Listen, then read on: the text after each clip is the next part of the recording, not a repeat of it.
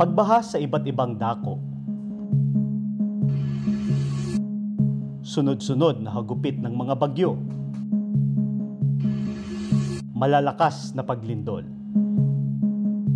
Ilan lamang iyan sa mga natural calamities na nararanasan natin sa mga panahong ito, kaya mahalaga na magkaroon tayo ng katatagan at kahandaan kapag dumating ang ganitong mga sitwasyon. At kapag dumating ang ganitong mga kalamidad, karaniwan na rin nating nakikita ang mga miyembro ng Society of Communicators and Networkers o SCAN International sa pagtulong sa ating mga kababayan na nangangailangan kagaya ng rescue sa mga biktima ng baha at iba pa. Bahagi ng paghahanda sa pangunguna ng pamamahala ng Iglesia ni Cristo ay inilunsad ang tanging pulong bilang empowerment and level up ng mga miyembro ng SCAN International sa Distrito Eklesyastiko ng Bohol. Ang aktibidad na ito ay sinimulan pangunahin ang pagtuturo ng mga salita ng Diyos upang magbigay inspirasyon. Pinangasiwaan kapatid na Jerry Purificacion, ministro ng Ebanghelyo at spiritual advisor ng SCAN International. At sinundan ito ng training upang lalong lumago pa ang kaalaman sa pagtupad ng kanilang tungkulin. Ang mahalagang okasyong ito ay isinagawa sa lokal ng Panglao. Salamat po at tinuruan kami ng mga salita ng ating Panginoong Diyos at lalo kaming tumibay at lumakas sa aming pananampalataya bilang Iglesia ni Cristo at bilang mga SCAN. Nagpapasalamat po kami sa pamamahala na nag-conduct po sila sa ganitong mga seminar at pagtuturo ng mga salita ng Diyos po.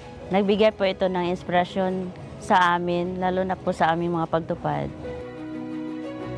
Layunin ng Empowerment and Level Up Seminar na ito na lalo pang maihanda at mahasa ang kanilang mga kaalaman at kakayahan tulad ng rescue tuwing sasapit na ang mga sakuna. Ito pong empowerment level up ng SCAN International ay isang napakalaking biyaya po para sa distrito ng Bohol. Patuloy kaming tinuturuan, masanay kami sa kahandaan, lalong-lalo na po ngayon na maraming kalamidad, di pangkaraniwan, sunod-sunod po ang mga kalamidad, lalong-lalo na dito sa Visayas po. Nagsagawa rin ng mga kinatawan ng pamamahala mula sa Iglesia ni Cristo Central Office ng assessment sa mga kagamitan ng SCAN upang patuloy at maituro sa mga miyembro nito ang tamang paggamit sa bawat equipment. Ibinahagi rin ni kapatid na John G. Apaw ang kanyang mga naging karanasan ng mga nagdaang kalamidad at dito niya nakita ang kahandaan sa ganitong mga pagkakataon.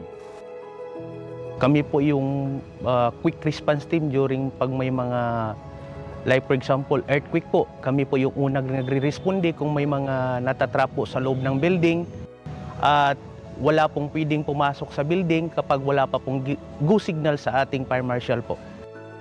Salamat po sa pamamahala.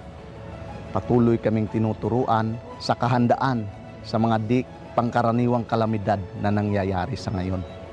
Taos-puso po ang aming pasasalamat sa pamamahala sapagkat siya po ay nagkaroon ng ganitong aktibidad para po sa lahat at kapakanan po ng bawat kapatid sa loob po ng Iglesia ni Cristo.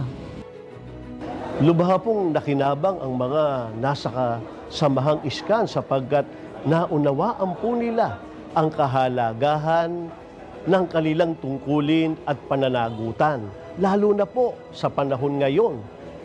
Naihahanda po sila anuman ang dumating na kalamidad o mga sakuna. Tumanggap din po sila ng mga pagpapayo mula po sa mga salita ng ating Panginoong Diyos na itinuro po ng ating namamahala para sa lalong ikatatatag, ikatitibay ng kanilang pananampalataya.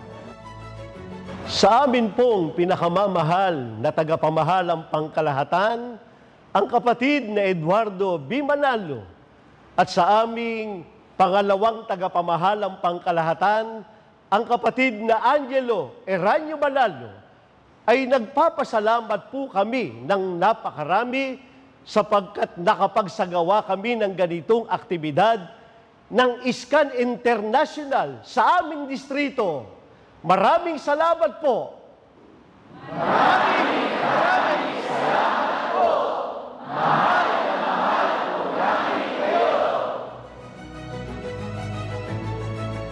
Mula po rito sa Panglao, Bohol, ako po si kapatid na Ringo Carigma para sa Iglesia ni Cristo News Network.